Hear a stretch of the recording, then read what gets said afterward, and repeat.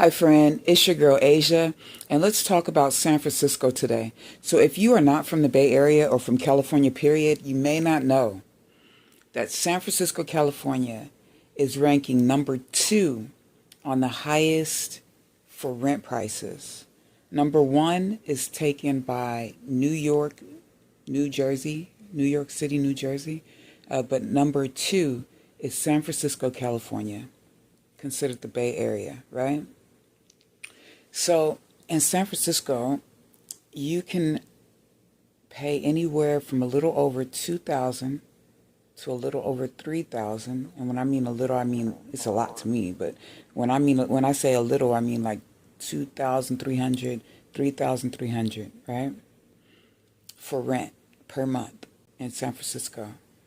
And keep in mind, friends, some of these places that you're staying for this price don't even have a washer and dryer inside the unit. It probably has one on the property that you have to share with all the other residents. Not saying that this is horrible, but for that price, to me, that's kind of horrible. And then they want you to make 2 to 3 times the rent and income from work or from your own business. They don't care how you get it, but they need you to prove and show them stubs and everything else that you make 2 to 3 times a month for the rent in order to qualify to rent there. So San Francisco has came up with an alternative. It's not the best, not the worst, but they are charging $700 a month for sleeping pods. And it's basically worse than prison, honestly. But, I guess it's better than prison because you're free. But the space is smaller than prison, honestly. Let's get right into it.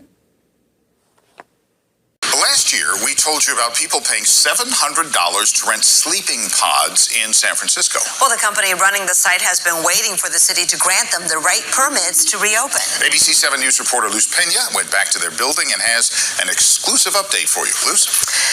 Yes, Dan, San Francisco is the AI capital of the world, but not the housing capital of the world. In fact, we are far from that. This is one of the most expensive cities in the country. So if you want to be in the center of everything AI, it comes with a housing price for those who want to build housing and those who need it.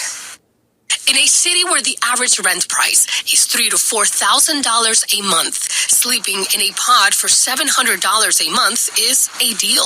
I was living in the Presidio before and kind of looking for cheaper options just so I could keep working on the stuff I wanted to and working on open source projects. The majority of people who live here have the same goal: build a tech startup and make it big. So paying high rent prices is not part of the equation. I'm originally from Shenzhen, China, but I just graduated from University of Illinois Urbana-Champaign and then moved here after graduation. How did you find this place? I found it through a friend. He actually lives here right now. But after this housing concept went viral in 2023, many here were at risk of losing their housing because the city said the people running it didn't have the right permits. There was actually never anything illegal about the pods. It was just that we didn't have a change of use because this building used to be a bank. For the first time, we're hearing exclusively from the co-owner of Brownstone Share Housing, the company that runs the pods. We got a look inside the building, a place he said almost didn't survive because of how long the permitting process took in San Francisco.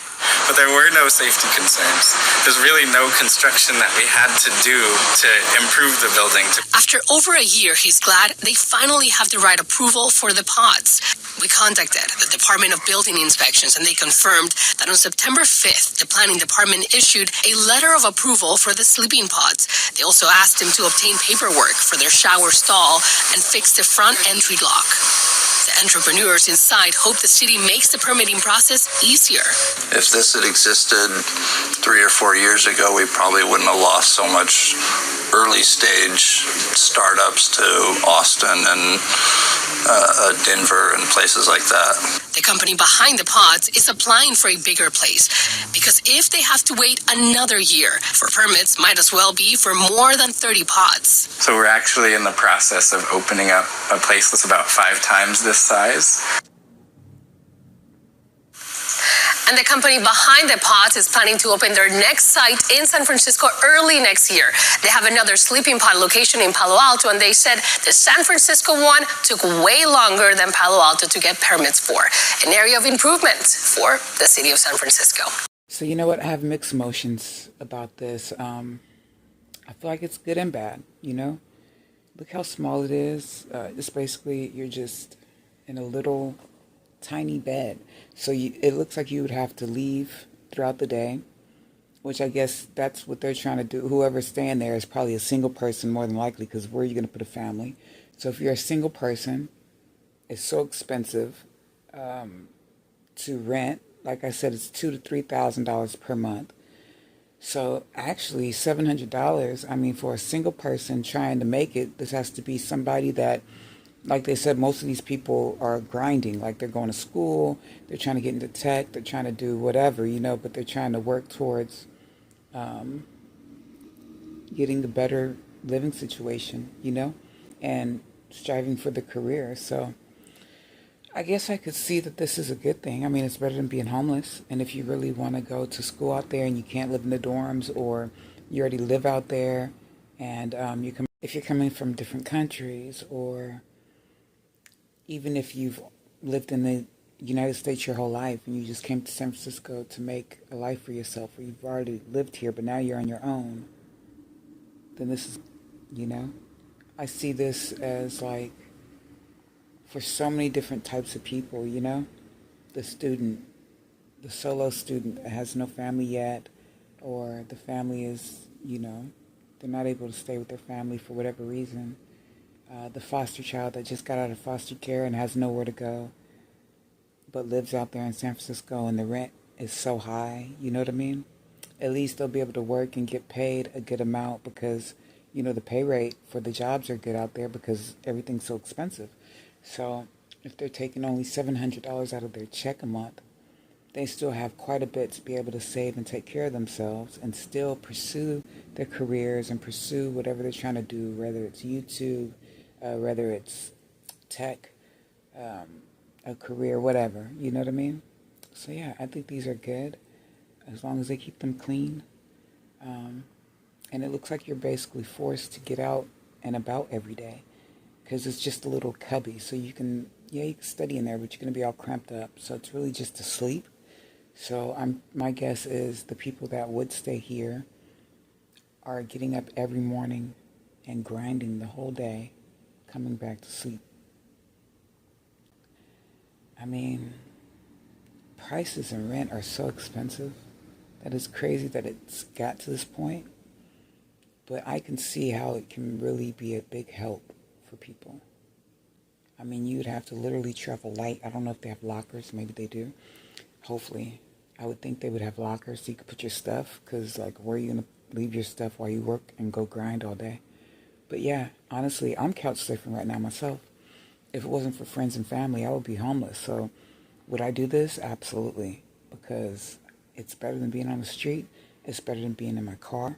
However, that I have a car, I would be afraid to park my car in San Francisco, just keeping it 1,000.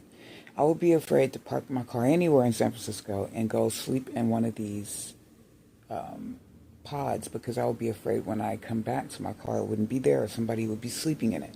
Because San Francisco is real. It go down. I'm in the Bay right now. I'm not far from San Francisco. I commute to San Francisco very often. Let me tell you. And I grew up out here. So let me tell you. Yeah. San Francisco crazy. It ain't to play with. Not all parts, but most. I'm just keeping it real. It go down in Frisco. So honestly, if all fails and my family and friends are like, hey, get out, I'm going to sleep in my car, but not in Frisco. I'm gonna go find some little cut and sleep in my car, or get an Airbnb somewhere, but not in Frisco. I'm not saying don't go to Frisco because it's fun to visit, but yeah, no. But for the people that have to be out there, I think that this is a good thing, honestly. Let me know how you feel in the comments.